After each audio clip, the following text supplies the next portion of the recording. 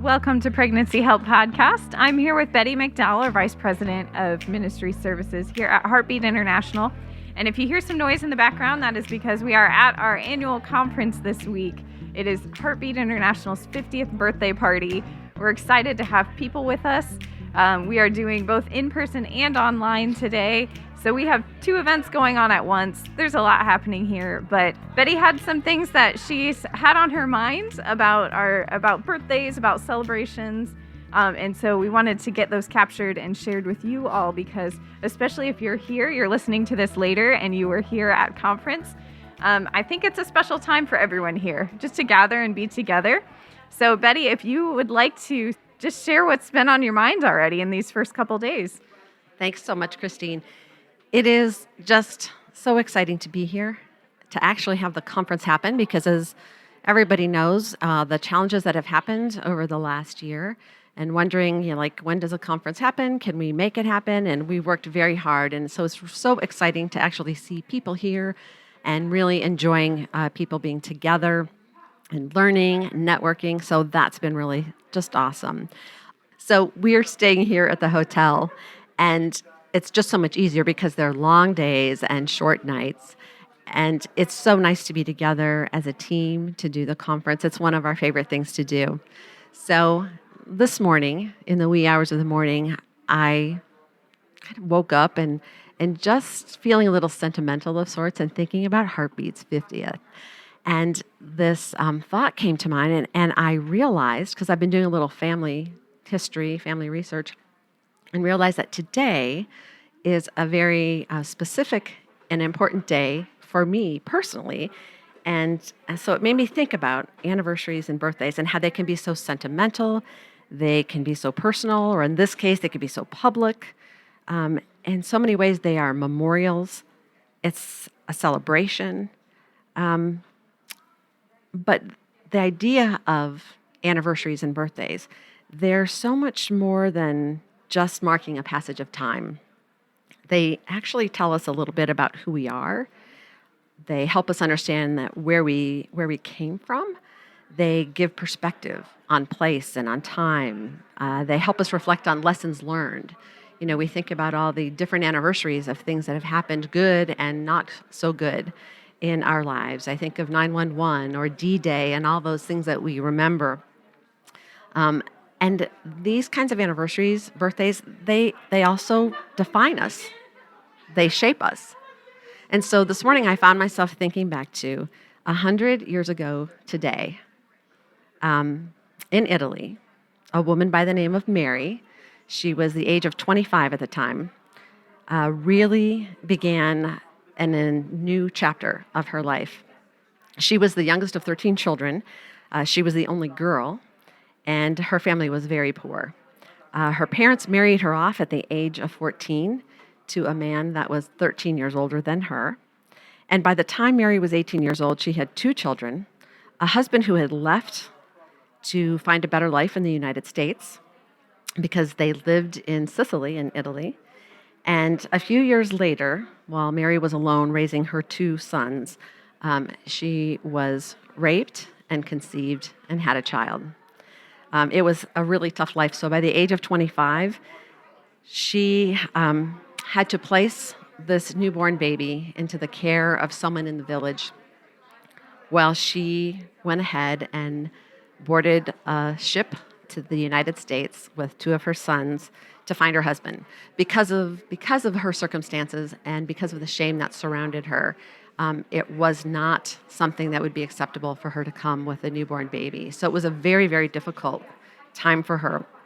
And I realized with a broken heart, with two sons that she carried with her, with all this shame and a very tender heart and a very tender spirit, she made her way across the ocean to find her husband and that she hadn't seen in 7 years. And again, never to see this child again. So Mary was actually my grandmother. And I had been thinking about how I am really the result of the decision that she made 100 years ago. When I think about the way we celebrate, the way we think about things, and how essential it was for me that my grandmother got on that ship and came to America. Um, it just kind of blew me away. And I think about even the women that we serve and just how essential we are in helping her make that decision and helping her carry through. The decisions that people make will affect lives for years and years to come.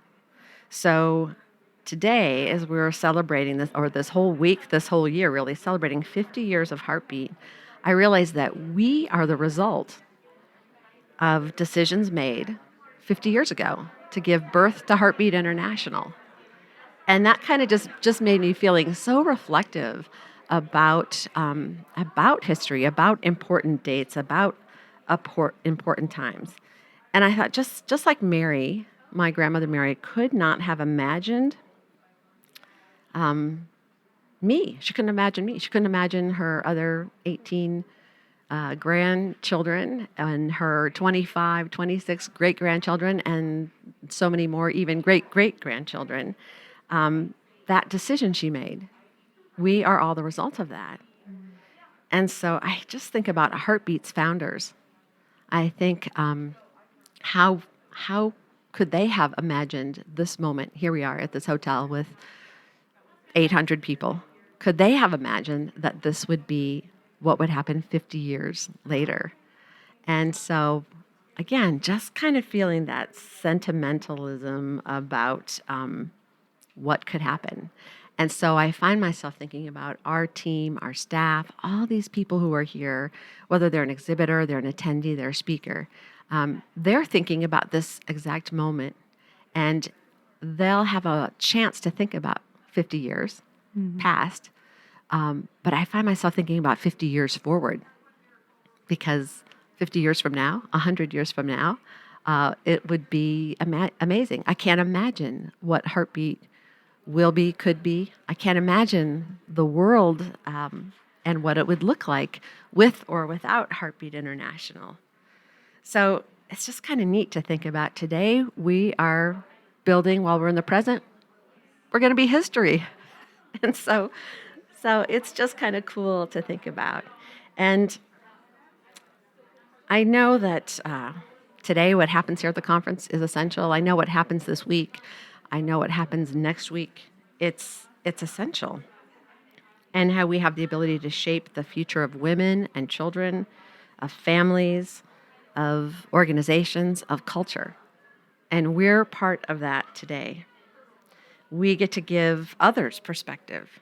We get to help them with the lessons we've learned. When I think about the whole movement and what we do, we're actually shaping culture for the future based on our past and based on where we are today. And it kind of brought me to this place of thinking about the brokenness. I thought about the brokenness of the heartbreak of my own grandmother. I think about the brokenness of how ministries and Heartbeat International, they were built out of brokenness, bringing hope, but really built out of brokenness. And I couldn't help but go to the whole scripture of thinking about how God makes beauty out of ashes.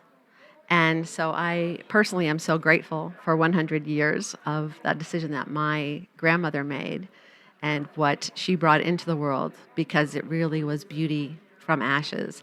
And thinking about what's happening here at Heartbeat, not just events, but what we do on a daily basis, and how God uses us to bring beauty from ashes.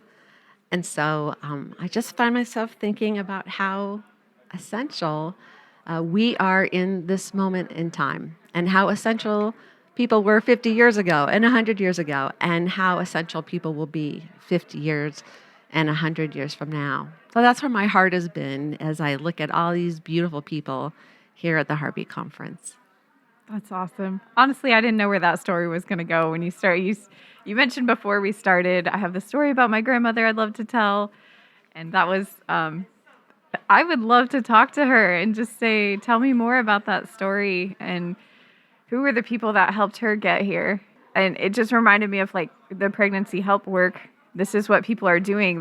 There's so many people in her story that you don't know. Exactly. And those are the unspoken heroes in the pregnancy help movement that helped somebody choose life. And now that generation continues on for 50 years, 100 years, keeps going because somebody came alongside of her. So that's a lot to just comprehend and think about. We really are essential. We are. There's a lot of people who are doing little things that make a big impact, and a lot of people that are giving their entire lives and careers to this ministry. So it's fun to celebrate that this week. It really is. Yeah. So I just thanks for giving me the time and Sure. give me a chance to talk. Like I said, this was just me kind of waking up and realizing that this was the 100-year anniversary this day. Yeah. And so for me personally, that's kind of just touching. Again, very sentimental. And then taking that and putting that in the context of what we're doing here this week, the whole message of life and the great work of the pregnancy help organizations. Mm-hmm. So get to wish Heartbeat happy birthday.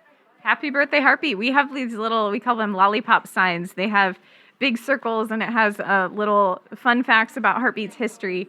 And it's been really fun to walk around and read those and remember and think that those who started Alternatives to Abortion International, those have passed away, and I think are looking down on us and are very pleased with the work that continues and with us gathering this year and celebrating and learning and moving forward.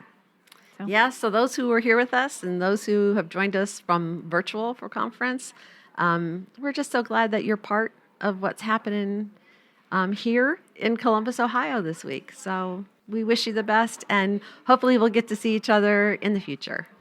Thanks for listening. Hit like and subscribe. Share this with others, especially if you know of somebody who's attended conference. We'd love for them to get this little background story on this week. Thank you, and God bless.